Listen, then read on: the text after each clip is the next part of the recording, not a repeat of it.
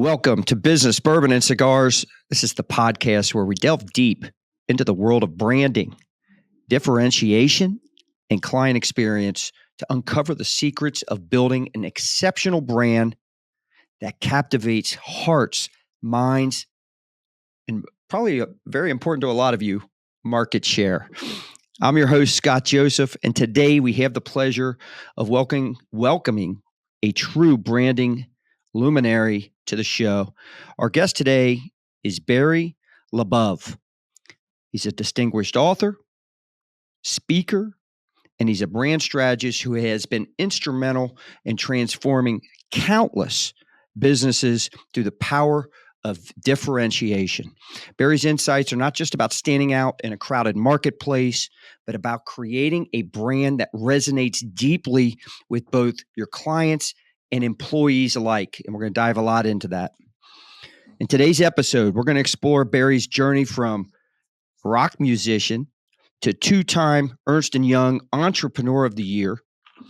And we're going to uncover why differentiating your brand is more critical now than ever before.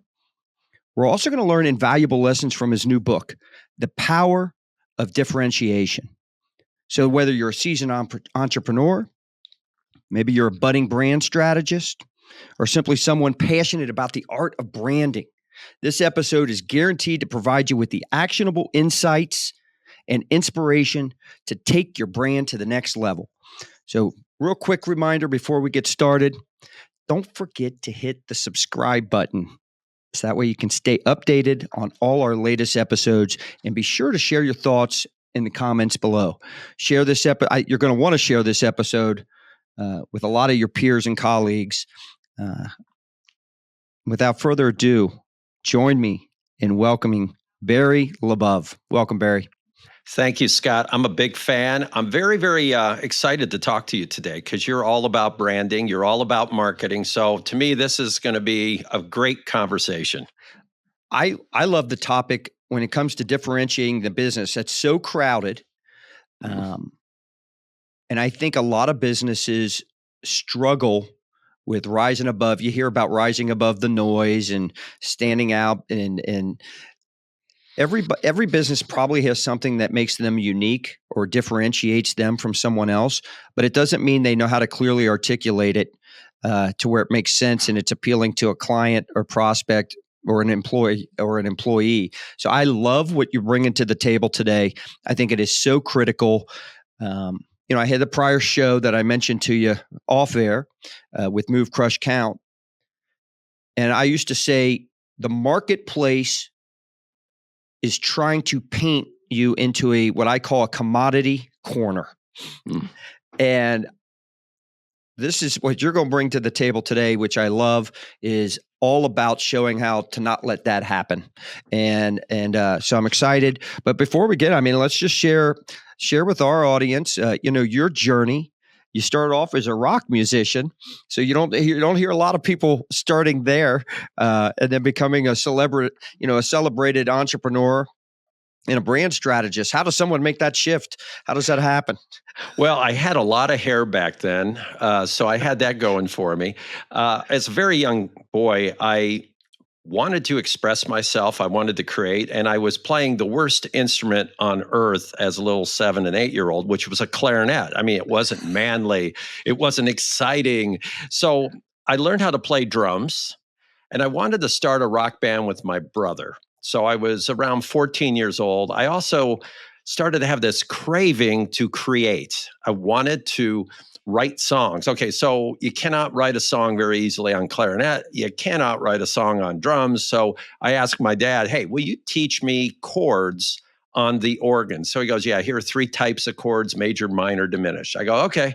So I started fiddling around, Scott, got a cheap little organ next to my drum set, and started to write songs. So my brother was on guitar singing, and I was on drums playing keyboards with my right hand and singing. Okay. Now, none of this sounds very good. And I do have tapes from way back then.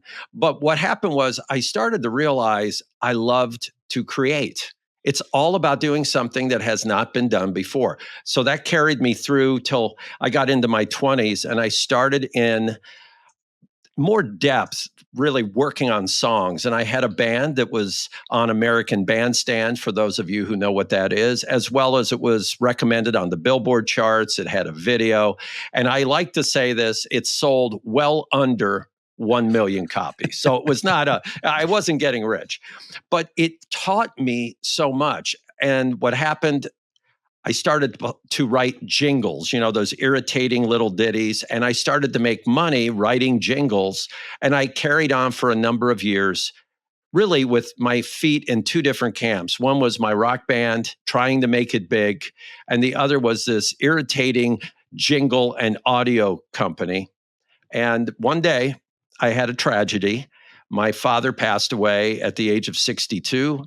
And I was walking down the street. I'll remember it for the rest of my life. And I thought, I don't know how long I'm going to live. Why am I not committing to what I want to do? And at that point, I decided, I'm going to give this business idea a chance.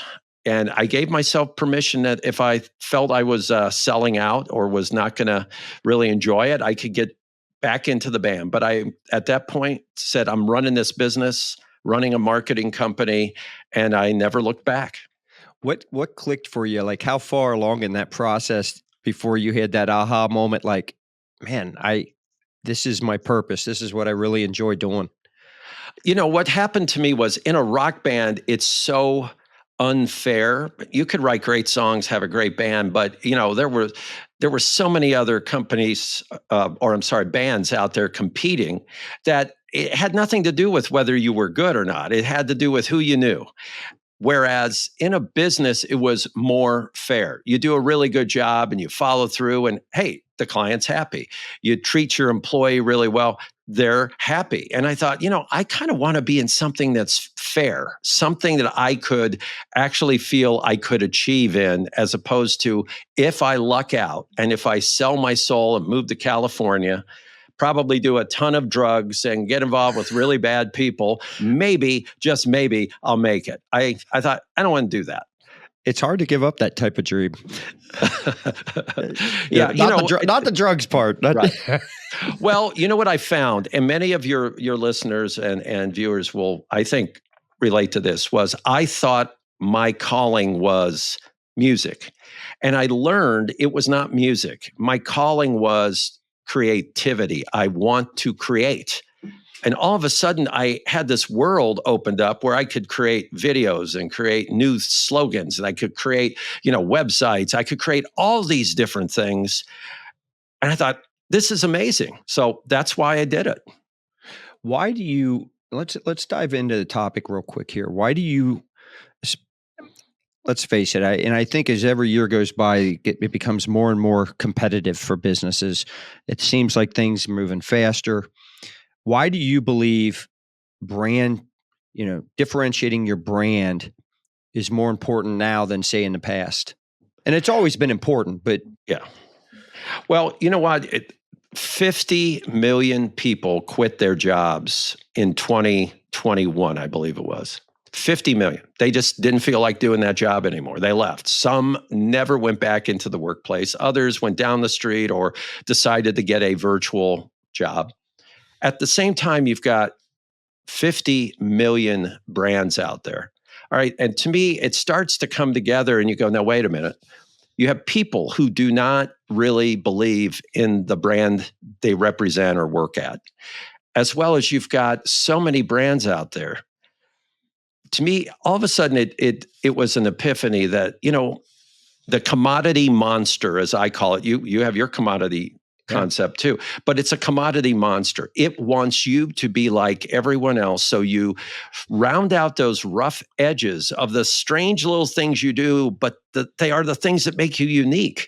Sometimes they're the only reason your customers come to you, but you're going to get rid of those because you got to lower your quality standards, because you got to get it cheaper, because you got to compete to be just like 50 other people down the street. 100%. At the time you do that, this is what's amazing, Scott. At the time you do it, this is why it's so important. At the time you do it, your employees are smart. They get it. They go, you know what? So-and-so doesn't care anymore. We're not doing anything special. Why do I work here? We're doing garbage now. And why should I try to do a great job? So what happened is I began to write this book 2.5 years ago, and it was primarily on branding and how to increase market share. And the epiphany was, you know what? It's just as much about celebrating that differentiation with the most important people first, your employees and the people who represent it. So you, as a leader, actually are doing a service for them. You are giving them meaning and significance. And I'm going to bet they'll probably stay on the job longer and they'll probably do a better job every single day. We're going to dive into that in a little bit later in this show, because that's an interesting twist that you have on when you talk about differentiating. Because most people, when I talk to, whether it's business leaders or experts like yourself, and when the topic gets on differentiation, it always goes to how we market ourselves, right? Mm-hmm. And that's the whole focus on it. And we're going to talk about that too with you. But you have this other twist on the internal client, right? Our employees, our teams. Yes. And I love that approach, and I can't wait to dive into your approach with it and all the benefits that come from it. I think conceptually we get the benefits potentially, but I really want to dive into that in a second here. Before we get to that, let me ask you this. You've worked with a lot of, I'll call them aspirational brands, world-renowned type brands. What do you think attracted them to your unique approach? I know what it was because we've asked them and we've done our research. We understand not just their business to an extent. I mean, I never will understand my clients better or business better than they do. And if I do, then they're really not doing their job. But we understand business, number one. We understand it. A lot of agencies out there understand art, and they do really pretty work, and they have snappy little slogans. Now, they may have no power in the marketplace, but they do that. We understand business, and we have a unique differentiator, which is our process. So we have a branding process. It's 5 steps, and no company in the world that I know of does one of those steps, and another one of those steps almost nobody does. Now, the other 3 of the 5, yeah, they're normal.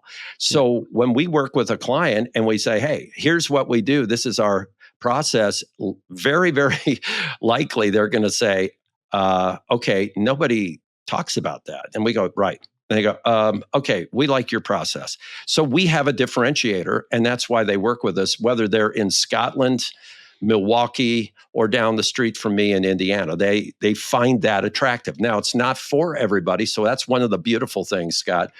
It's not for everybody. So some people go, yeah, I don't care. Or, hey, I can do it myself. I go, cool, go do it yourself. It's great. We're not for everybody. We're for a certain type of individual who's looking for something, and we really hit the mark for them.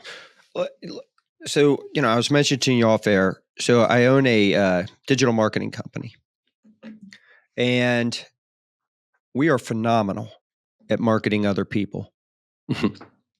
But man, when it comes to marketing ourselves, we've gotten better, but it is not, because you always put your client first, right? So you kind of put yourself on the back burner a little bit. And it's not, when you sit there and say, identify what makes you unique, what makes you different, what makes you better, and then, clearly articulate that to a client, that's easier said than done. That is so. Yeah. Well, here's the thing, and this may be harsh, but so many marketing agencies promote themselves by showing photos or videos of them playing ping pong or running around with their dogs or making funny faces. And I have to tell you, it means nothing to a client if you play ping pong downstairs. You're this wacky group of goofy people. Oh, wow, cool. That means nothing. And that's what most agencies do. That's what most of their websites are. Here I am with my dog. Here I am with my cat. Hey, look at us. We're outside playing volleyball. The reality is in my opinion, we should market ourselves from a point of what differentiates us. So it does not differentiate somebody because they play volleyball or ping pong. It has no value in the market. Now, if they have a certain expertise that is really great, or if they just do it in a slightly distinct way, then all of a sudden I'm going, now, wait a minute, that is potentially a differentiator. So that's what when you talk about this, so many of the agencies, it's just all feel good stuff. And I don't know why they think it works. It does not work. It's been proven not to work. Well, let's just take the process of your book for a second. I'm not Yeah. talking the process that you describe in it. I'm talking about the process it took for you to write it. Right. So go back to, what was it originally going to be about? Well, it was primarily about marketing and branding to increase your sales, period. All right. So let's just think about that for a second. That's just, how many books are about Tons. marketing? So there's nothing different other than you're a different author and you might have a few points in there. But if I'm a client, right, or a person that might be buying a prospect to buy this book, I'm like, but when you honed in on, this is how you differentiate, right? Now, all of a sudden, that's a little more unique. That's different. That hones into something, maybe a potential problem I know I have. I think that's a good example of exactly what you're talking about in this case. To me, as a client or a prospect of anything I buy, it always comes down to how in the heck can you save me time, effort, or money? I mean, that's that's all I care about.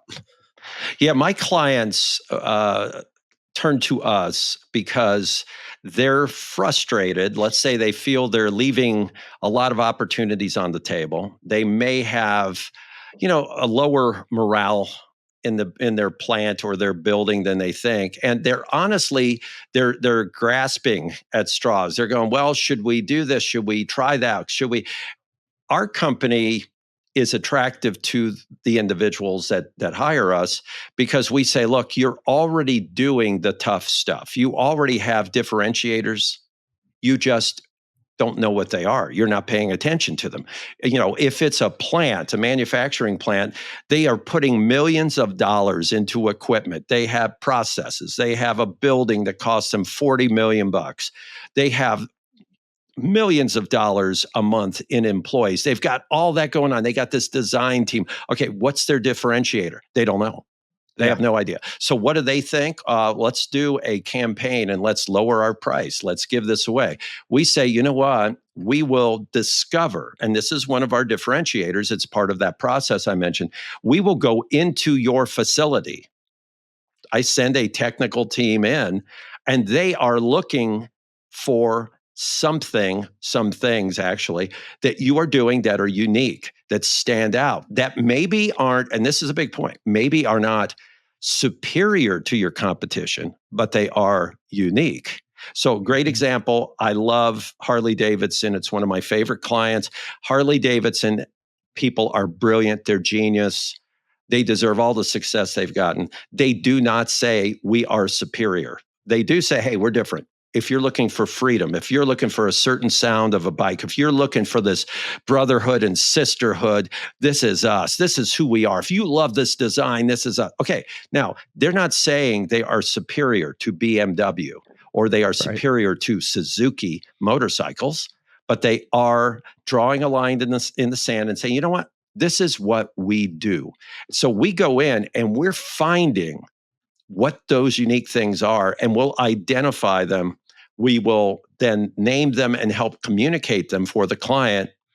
But before that all is launched to the world, we celebrate it internally so that the very people who built it or service it or sell it or represent it are going, why? Why haven't we done this earlier? Now I feel like, my gosh, I've got something that I can brag about. I can explain why we are doing what we're doing now. I finally understand, and I feel like I'm doing something that has meaning. That's what we search for. Let me ask you a question. For the person that says, I want to do this on my own, right? What's the easiest, what's the fast track if they struggle figuring out what makes them unique or different, Mhm. what's the easiest way to shortcut that and discover what makes them unique or different? Yeah, I think if you're going to do home cooking and try to do it yourself, I would say if you cannot identify what makes you unique, then you definitely go to the people who are your users, your Yes. customers, and you get into the depth and say, okay, why? And here's another point for the audience. Please don't pay attention to the typical things like, oh, quality, service, selection, and value. Okay, forget that. Forget that. Okay, get into something other than, oh, you're the lowest price. Okay, forget it. Forget it. Okay, what is it? And you may find, hey, you've got this one product that's environmentally friendly and all of your competitors don't. And we'll pay a little more, but we think this is a really great product. And we feel that it's something we can be proud of offering our customers. And you go, oh, okay, well, maybe that's something we should name and we should promote. So you look for something like that. Yeah. I think back to the early 90s when the agency was only doing direct mail. But what made it, because there's all kinds of mail out there, right? And we had to compete against, oh, I can get this for 45 cents and 56 cents and whatever it was. So we had to come up with why ours was $1.50, right? Mm-hmm. Right. $2. And it was easily done. But to your point, we paid attention, not by design. I like to say in the early 90s, we were a sales organization disguised as a marketing company.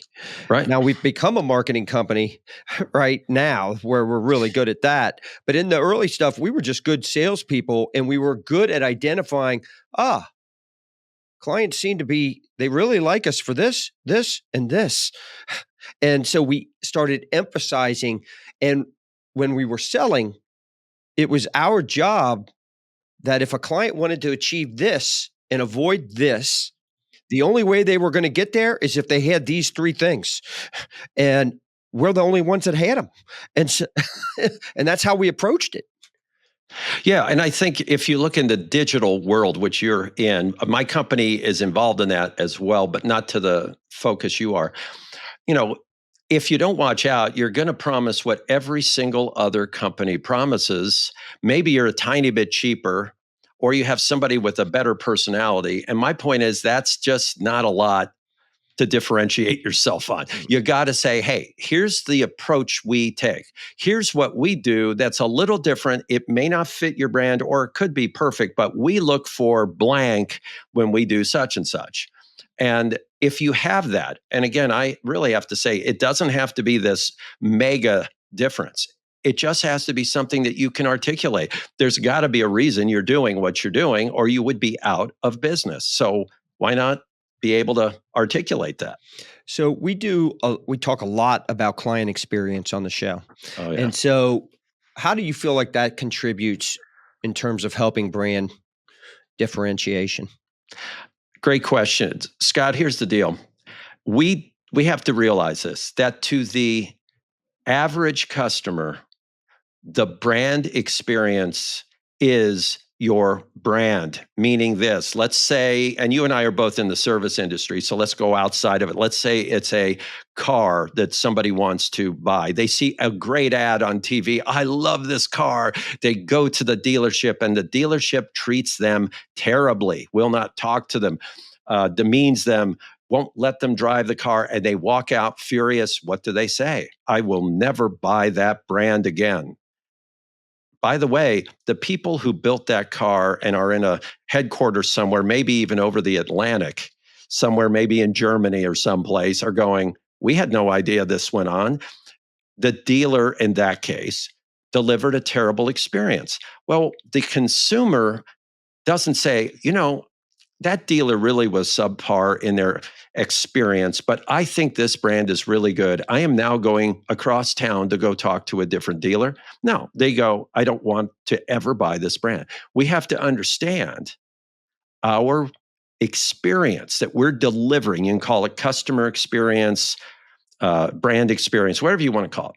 That is the brand to the consumer. So let's take that switch. I alluded to it earlier and you were touching on it. Mhm. earlier in terms of starting with your internal teams, your employees and stuff like that. Because to me, I agree with you. Your brand is that experience that your clients have with it, right? So Right. you will want to have to make sure that, right, that we live up or exceed the expectations of whatever we're promising. What is our brand promise, right? Right. Got to live Right. up to it. And the only way we can do that is with our people. So, Mhm. you know, technology and somewhat the digital part plays a lot of, Yeah. has a lot to do with that nowadays in terms of like, online experiences as well. Mhm.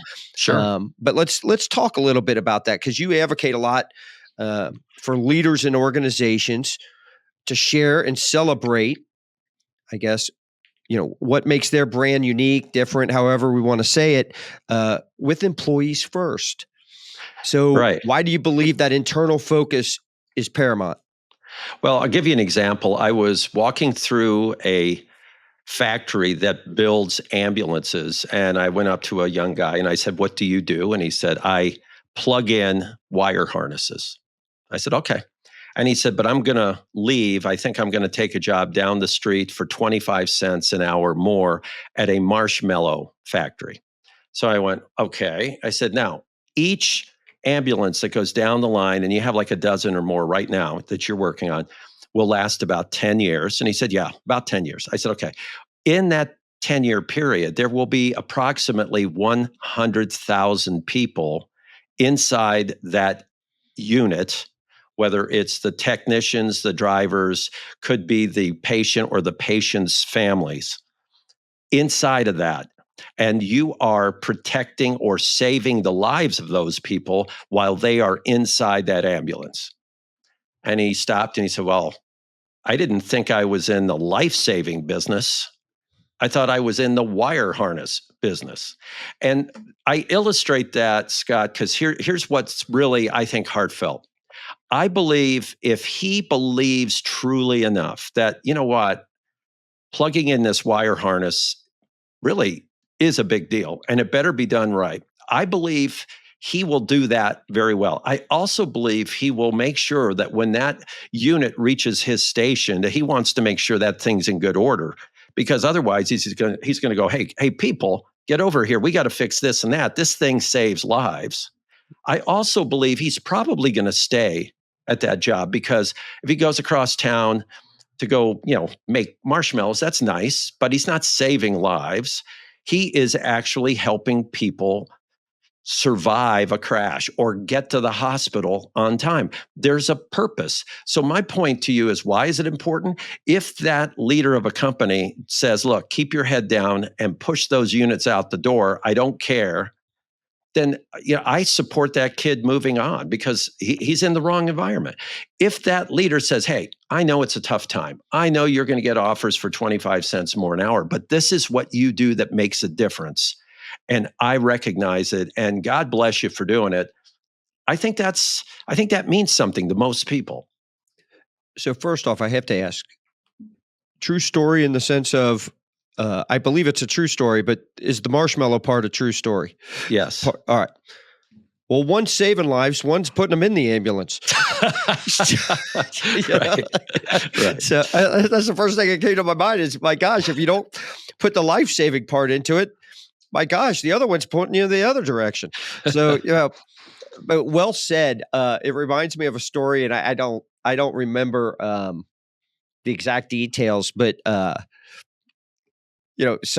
was a new CEO that took over a business, and he had the whole team up there. He's introducing himself, and he asked around the room, "What business are we in?" Right? And they sold drills. All Mhm. right. And we sell drills, we sell bits and this and that. And he's, no, no, no, no, no. If that's the case, we'll be out of business within 12 months. And everyone's like, "What the heck?" He goes, "We sell holes." Right.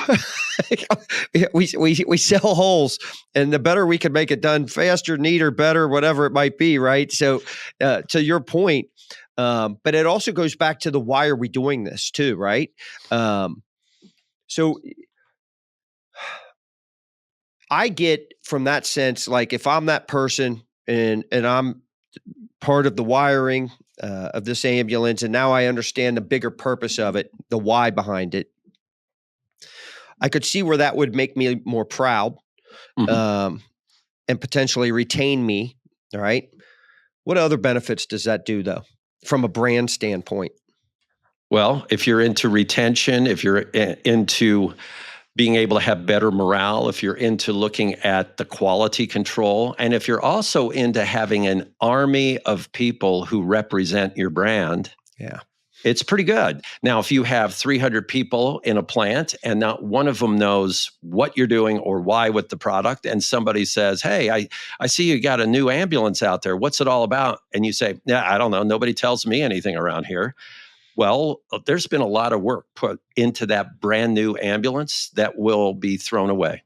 It's the cheapest thing you can do if you're a leader, because you're not paying for advertising. You're showing respect and really dignifying what the people in your company do. Well, it also helps eliminate the one thing you hate. All leaders will say at some point about somebody on their team, "Oh, they're just here for a check." Right. And no Right. leader wants to have that person on their team. Nobody wants to, but the way you're positioning this, how many times do us leaders contribute to that by not doing what you're saying? Well, we contribute. And I have to say this because it includes everybody, me, of course, that you can understand your differentiation and you can have the big all employee meeting. But if you go back to your cave and you don't say anything to the people about that stuff, and you don't identify these things, and you have thousands of small little interactions over the next so many months, don't even have the big all employee meeting because you threw it out. Every day, every interaction is a chance to reinforce your differentiation. That literally means you're walking into your little coffee shop at the plant and you bump into somebody and they go, "Hey, how are you doing?" And you go, "Hey, I really appreciate what you're doing. What we're doing makes a difference. I know it gets hot out there. I know we don't have air conditioning out there, but I have to tell you, you're making a difference. I know our customers really feel that way. So thank you for what you're doing." Yeah. It's So like, you've got okay. your latest book, The Power of Differentiation. Mhm. What inspired you to write it?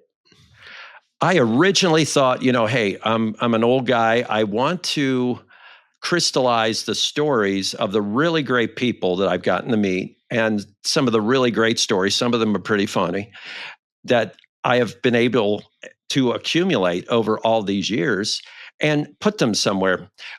Partially, it could be a time capsule. It's not my memoir. It's really a collection of profiles of really great people. And that's what inspired me to do it, because I thought, these are important. These are exciting. These are in some cases funny. These in some cases are shocking. They're all, in every case, at worst case, they're a great learning experience. And in many cases, we have clients who made history, and that was their goal. They wanted to make history, not survive, not just get through this quarter, but they wanted to do something that their brands had never even dreamt they could do. What are some of the key insights you think people will get out of it? I think there are a number of things. I think one thing is to avoid dumbing down what you offer, whether you're a manufacturer or whether you are a service provider. It's too easy to just say, "Look, we're going to cut corners and we're going to just do it cheaper," and all that. I think that's a huge problem.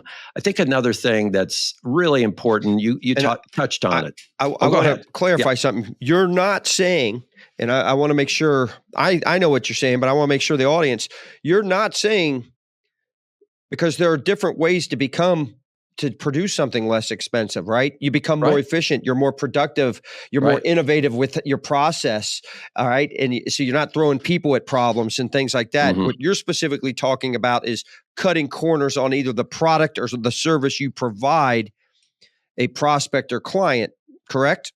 That's exactly right. Right. All What right. I'm talking about is if somebody bought your product because you have certain really cool, really amazing features, and you Yeah. decide, you know what, we're going to get rid of those. It's in the automotive industry, it's called decontenting. So you take content out. And therefore, you can be thousands of dollars cheaper. Well, the very thing that was drawing people to your product is now Right. gone. So it's very important we don't do that. We have to realize that lowering the price and looking and acting like everyone else is not right. I have a story in there about a company that decided to really imitate its competitors, and I compared it to plastic surgery. And sometimes you'll see these things on social media that, hey, here's a celebrity and now she looks horrible because she did all this because she thought she could look younger. Okay, well, we do that with our companies, because if we try to be like someone else and we go under the knife, we can destroy that unique thing we had, that personality or that character. And it's just very important. I think that's a really important thing. And the final thing I think is most important is from the leadership standpoint, because being a leader is a lonely, lonely life. You're alone, you've got pressures coming down. From the most important aspect of all, you have to be human. Allow yourself time and opportunity to really energize yourself. And part of that is, instead of the pressure of recreating what your brand and product is being able to say, before we do that, let's see if we have some really fantastic uniqueness that we can capitalize on. Maybe it's right in front of us now. That's so important for leaders, because they're so pressured to go change it all up. And I'm saying, let's make sure we don't change what you do so well. I'm curious. I go back to what you told us earlier when you send a team in and they're interviewing employees and they're trying to identify what makes a company unique or maybe a specific job or element of it. Is that training that goes into that, or is it as simple as we're not in the weeds? We're able to stand above it and kind of look, across we see the whole forest. What makes that so? How are they so easily able to identify that? Well, I think what you just ask about on training is really fascinating, because in our world of marketing and advertising, how many agencies also do training? And it's like Yeah. none. Okay, well, my Right. company does. So here's a great example of what you said. The greatest, and this is perfect for your show, the greatest scotch in the world, according to numbers, not just the fact I love them, is the Macallan Scotch brand. They created, before COVID, and we did this with them, their brilliant leader, Charlie Whitfield, created an online learning portal for their employees to learn about that 200-year-old Scotch brand, so that they understood that, gee, the water that's used is special. The wood is Yeah. used. The wood comes from one particular forest in Spain. You go, oh my gosh. Okay. So that they have the appreciation of the brand, and that its 200 plus year history is honored. That's what's important. If we don't do it, then where do you work? I work at a place that sells scotch and it's expensive. Well, okay, that's, do not sign me up for that. Sign me up for the company that loves, and I'll tell you one more thing about them that's great. A company that loves the product they create and they find that it is very special and want to share that. You talked about experience. I don't know of a company, other than maybe Harley Davidson, that is more focused on the experience than the Macallan Scotch folks. There are literally 100 to 5,000 events they hold, small and not so small, all over the world, to introduce people to their scotch every year. Now, think about that. They're already at the top. Why do they do it? Well, a couple reasons. They want to spread that message.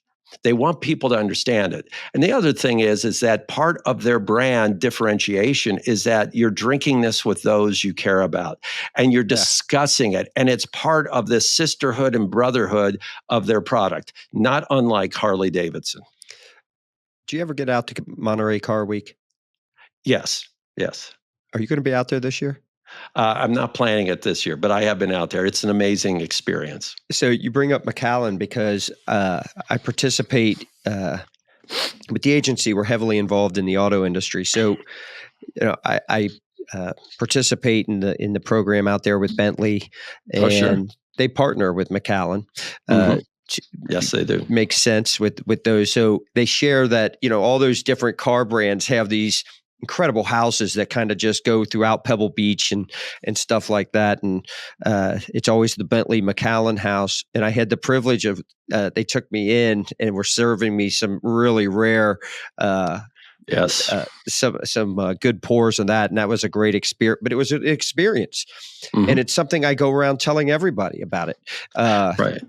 They are a very hospitable. This is part of who they are. They're a hospitable brand. When my team goes to New York or goes to Scotland to visit with them, they go, "Hey, we're going to take you out. We're going to buy dinner. We're going to do blah blah blah." They are embracing you. Their brand is a very inclusive, positive brand. And yes, you're right. They do some great work with Bentley. Another client that I work with also works with Bentley, FlexJet, and they do a lot of great work with Bentley as well. Same thing, very hospitable brand. It's all about that experience. It's amazing. Yeah. Bentley's very hospitable as well. I mean, it's not a coincidence that those type of brands align not only because of the luxury status, right? But in terms of their core values and the way they behave. Right. So they are. It's incredible. They are iconic brands for that reason. That's right. That's a great point. All right. So you touched on this earlier. You said you have this 5-step process. Mm-hmm. And you said 3 are kind of common, but it's the 1 or 2 that really separates you. But you never really went into detail as to what those are. So I'm going to ask you, elaborate on what are those 2 things that really makes your branding process unique compared to all the others? Well, we've talked about them, and I'll run through the process very briefly. The first thing we do, which is very common, is we have a brand assessment, talking to human beings. So people inside the company, customers, et cetera. We look at how they present themselves, their competitors, et cetera. That is common. Most agencies will do that. The second step is what I shared with you that nobody does, which is a technical immersion. And whether it's a service company or manufacturer, we go in and we learn. It could be virtual. We have done a few virtual ones, but most of the time it's in person. We learn what is unique. If it's a service brand, it could very possibly be a particular process or experience that they offer, could be training for the people that work there, whatever it is, there's something unique. Then we go to the third part, which is more common, which is we then create their plan based on everything we learned. From people sharing what they think to us learning what is literally unique in their process or product. We then go to the one that all agencies do, and a lot of them start there, and that's execution. So if they need execution done, like a website, a logo, some branding, some lexicon, some new language, yes, we now are armed. See, the difference with our company is we went through 3 steps to get there. Some agencies go, "Hey, come up with a cool logo and a fancy, clever slogan." Yeah. And it's like, okay, but that'll last for like a year. Then you need a new one. The 5th step is also the one that's unique. And it's what I described. It's called internal launch. So we do the launch of the brand, but we launch internally. Yes. So it's all employees. And then think of it as cascading out past the employees. It could be families after that, community, could be suppliers, could be dealer distributors, and then, yes, customers. Now, after we do that, you may go, "Oh, that's laborious." It's really not laborious. It's just logical. After that, yeah, you go tell the world. You tell a bunch of people who don't know anything about your product. That's great. But everyone else has been brought in close and given a big embrace and said, "Look, this is what we're doing. And in part, it's because of you." All right. So let's and you touched on this earlier too. Let's talk about storytelling. Mm-hmm. Right. So talk to me about the most effective way to work those storytelling. What's an effective storytelling method, process, whatever we want to say, to communicate the differentiation of a brand? One thing I think we have to realize is that it's not just a bunch of words. Words are very, very important. So there are 200,000 words in the English language. So my opinion is let's really pick the right ones that make sense. I only know about a couple hundred. Right. So what happens is if you're going to tell your story and you go, and you start to say words that mean nothing. So quality, price, value, quality, price, value, go on and on. You go, oh my God, I don't want to. Okay. They mean nothing anymore. The word value way back meant something. It meant high quality. It doesn't today because we have come up with entry level value, premium value, platinum value. So what happens is now value means so little that if you hear somebody say it, it actually like bounces off your head. You don't even hear the word. So choose the right words as to what your story is going to embody. So as an example, you're going to tell the story of what your ambulance company does, like we talked about earlier. Is it really, hey, we have this 250,000 square foot plant. We do really high quality stuff and it's really good and it's really price cheap and it's really great. Okay, that's a lousy story. If it's, hey, in 1940, there were 3 paramedics who got together and decided to create a perfect ambulance because they wanted to save more lives. And then you go on and on. You go, now, wait a minute, that's kind of interesting because you're telling me that people who were actually in the industry produced this product. And if part of your story is, and now today, the people who run the company and the people who work there are all involved with volunteering at local fire departments and other areas because we care about that. We care about the safety of others. All of a sudden, you're going, now, wait a minute. These people care. And I'll tell you one thing in between the lines, Scott. You hear a story like that, there's going to be an assumption you make. And this is psychological, but it's true. The assumption you make is, you know what? If those people started out like that and they're so involved in the industry, you're not going to say, oh, I bet they play ping pong downstairs and they have fun. No, you're not going to say that. You're going to go, you know what? I bet they really are putting together a good, smart product that probably outthinks some of the expectations I have. I've got to talk to them. These people have a mission. And I think that's what's important on the story. With my company, I have one mission, and I want to move the hearts and minds of 1 million people with our message. That's what I want. And it doesn't matter if somebody buys my book or hires my company. If we can help move 1 million people, then I'm saying, hey, we've done something well. So that's what the value of a story is what is compelling, where you go, wow. It starts to paint pictures in your mind, and they don't use the typical pablum of service, quality, relationship, cheap, price. I mean, who cares? Yeah. I'm so glad you make fun of the ping. So first off, we have a ping pong table, but we never, no one knows we have one other than some people play it after hours. Sure. But we didn't get it. We didn't get it for the reasons you're stating, right? Right. Oh, sure. I love that you make fun of this, and here's why. I used to say, and wrongly so, and I'll explain. I used to say you can't manufacture your culture. In other words, you can't sit there and manufacture a good culture. It becomes who you are because you're doing all the right things. And I was wrong in that. You can manufacture a culture when you're doing the things you're talking about in terms of explaining and celebrating and having people understand the real significance of what their job is in the bigger picture, right? What they're really there. They're not doing the wire harness, they're saving lives. Right. That manufactures a type of behavior and mindset and the type of culture you want. And you can throw in, accountability measures and all that other stuff to manufacture that culture. Where people make the mistake, and what I always meant, you can't manufacture a culture by bringing in ping pong tables and all this other bullshit that people do, because it's phony. That's not what makes you a great company. You're talking about things that make you a great company, right? There's nothing better than talking to the perception you have about a company from talking to John, who never talks good about their company, and whether he Right. bashes it or not, if he doesn't talk great about it, if he's not excited about the product or what he does there, Right. even if he doesn't bash it, your opinion is down on that company. Absolutely.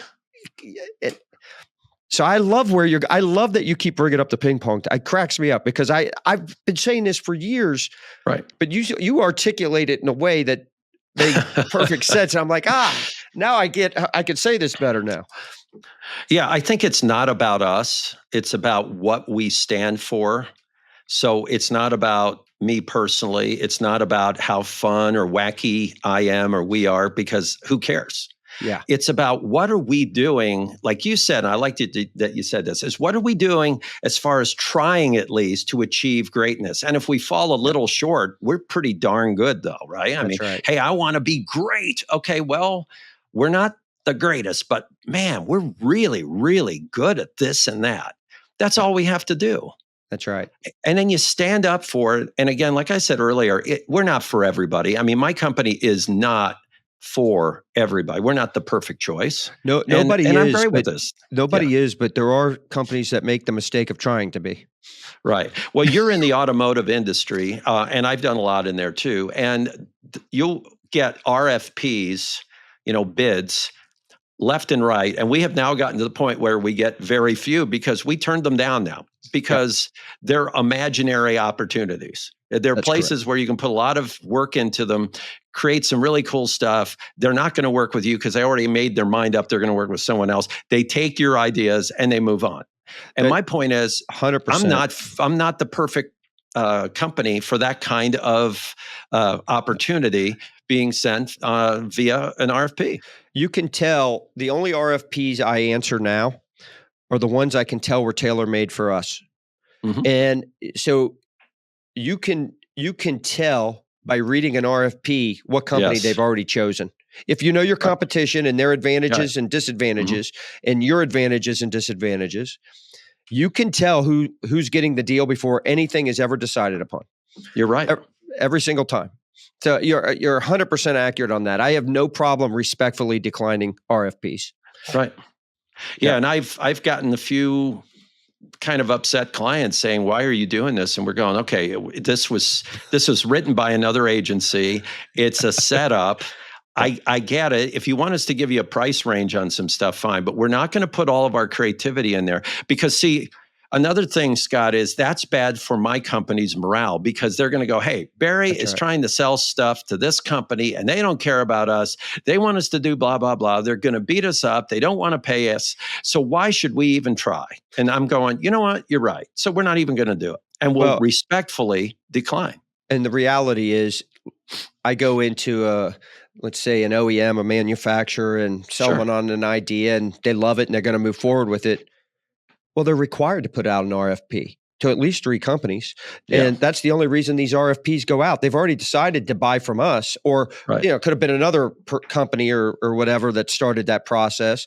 And then I'm just one of I'm company 2 or 3 that they're sending something out to just to, justify legal or whatever process they have. Yeah. Yeah. And if you're the choice, that's okay. But if you're one of the 3 or 4 just to fill out the dance card, don't waste your energy there. And I'm telling you, I have called up clients, really good people, and said, look, I do not want to respond to this, but I get the feeling you need to fill out the dance card and have some extras. And they go, well, I can't say that because it would be inappropriate. I go, okay, so let's say it's true. I'll give you a budget number if that helps you. We're not going to get the job. I know it, but I don't want to put in all this work. I can give you a budget range. And sometimes they've said, that would help me out. I go, great. Yeah. And that's what I've done. So, okay, here's what it'll be blank to blank. And they go, okay, thank you. That way they can tell their boss, okay, Barry gave us a price. Yeah. And they go, okay, but we're still working with the guys we want to work with. Oh, yeah. Yeah. Okay, great. Exactly. So have you ever, no, I'm going to ask it. Have you ever just put in a little bit lower number just to mess with the other company that's getting the job? Yeah, I have. We had a client. This was the next to last time we did a bid with them. They said we're going to do a reverse bid. And we go, what's that? So it was a reverse bid. It started at one point. Anyway, we got down, and at one point I said, you know what? This is a joke. So we put in this low price, and they said, okay, that's the low price. So I called them up and I said, so we won? And they go, no, we're going to do another reverse bid starting at that point. And I said, okay. So I said, we're out. But Yeah. I said, hey, I'm glad I helped you guys on it. And the incumbent ended up going 50% lower than that. And I said, okay, they're going to lose money. They Yeah. went out of business. Yeah. Now, if you think about it, that OEM did not get what they wanted, I'm sure. They got a cheap price. But if your vendor goes out of business as it's working on your project, it's probably not going to go very well. You know, a lot of times, let's shift gears when it comes to differentiating your brand a little bit. A lot of times, and this topic comes up a lot. In fact, it was one of our mastermind sessions at our last Business Bourbon and Cigars leadership retreat out in Scottsdale. Client or employee retention, right? So talk to me about the importance or the value or some of the benefits, or how can I use my brand differentiator to either retain and or in some cases attract really good talent? Well, I think the best way to answer that is that you're in competition with a lot of companies that have no differentiators. So, for one thing, if you just have one or two, not 50, by the way, one or two or three, and you can articulate them, all of a sudden there's a little bit of differentiation right there. You stand out. What's really important from what we've seen as far as retention goes is employees, and this is my best advice. Please do not tell employees how much money you're making, or if you're public, how your stock has gone up, or about shareholder return on investment, unless they are sharing in it themselves. Yeah. Please understand that. It's so important to explain that, we're doing well. And because of your great work, we have been able to invest in some brand new machinery, which allows you to have an even safer environment. Right. You are now going to have better safety. You're going to be able to have more confidence that these machines are working. You have to realize that the individuals you're talking to are every bit as smart as you as a leader. I mean, my people are as smarter than me. I mean, I don't think I'm the smartest guy in the room. I can tell you, everybody that works with me all think they're smarter than I am. Well, and that's good. That's part of your culture, which probably is. They are. They should be. Well, no, that's good, because that means, hey, don't worry if Scott has this idea. Tell him you think it's garbage, and tell him you want to do blah, blah, blah. And that means you're going to have better thinking, better ideation. Oh, yeah. But it's really important. It's not about our profitability, because right now in the media, if you're a leader of a company and or if you make profit, that is viewed pretty much more or less evil. It's evil. And if you're a leader, a lot of times you're viewed as incompetent, which is a great combination, evil and incompetent as a leader. That's an amazing one. So I think we have to counter that all the time by being human and by understanding the people who work for us really are working with us. They do not have to have this job. They are not stuck. They can go anywhere they want. True, maybe they'll make a little less in some cases. Maybe they won't have as nice of an environment, but they can leave.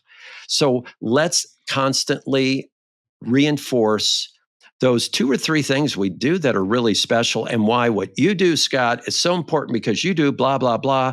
And that makes a difference for our customers. You're saving lives. You're making, like at our companies, we tell our employees that, look, we're the people behind great people. So we help our clients look good. We help their brands look good. It's not us. Nobody's going to say they saw something from one of our clients and say, oh, that's LaBov. No, they're going to say, oh, what a great idea. We're the people behind the clients. And that's why it's clear in our culture that we're not the prima donnas. We're not the egomaniacs. We're the people that say, hey, we have an idea. If you don't like it, it's fine. But my job is to make sure you have as much success as possible. And so here's our idea. I love that. All right. So how do we measure long-term? How am I measuring? I've got this thing that this is what makes us unique. This is our differentiator. Mm-hmm. I stick to it. We're articulating it well. We're 2 to 3 years down the road. Maybe it doesn't even take that long. I guess everybody's definition of long term is different. How do I measure the success or the impact?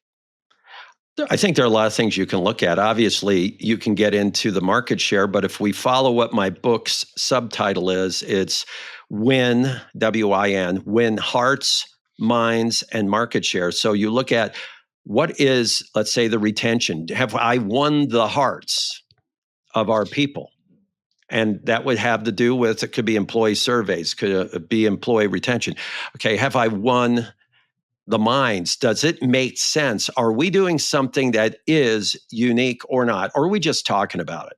And I think you can say yes or no to all those things. And then you look at your market share and say, okay, we're winning hearts, we're winning minds. Are we winning market share? And theoretically, if you follow the path we're talking about, you'll be more profitable also because you're wasting less time pretending to be things you cannot be. Yeah, we started off this program talking about your rock and roll start, right? And I didn't expect the rock and roll start to start with the clarinet, but it did. So, but however, you got into the creativity part of it, but what's the legacy you hope to leave with the work you do now?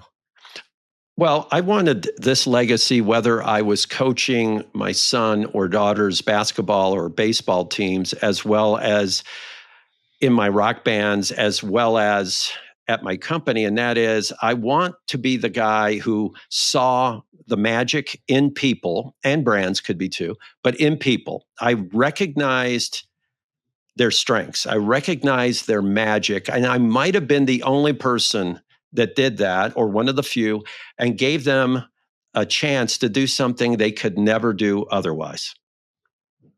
It's awesome. So how do we reach you? What's the easiest way to reach you? If someone's tuning in and they're like, man, I gotta get in touch with Barry.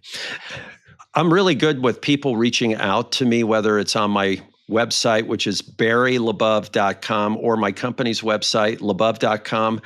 My book is now on sale at Amazon, so it's a good time. You can go check out the book. You can leave me messages, and I have a few free downloads on my barrylabov.com. So there's a lot of ways to reach out. Nice.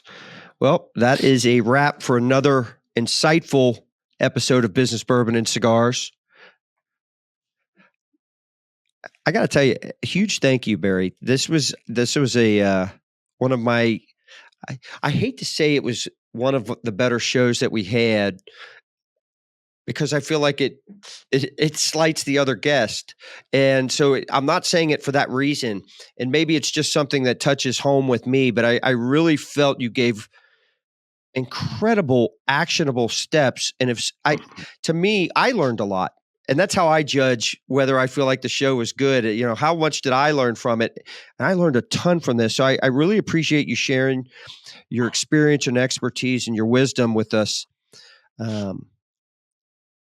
Audience out there, everybody in our audience, it does not matter whether you're a seasoned business leader, an aspiring entrepreneur, maybe you're a very successful entrepreneur and you're just looking for ways to keep leveling up.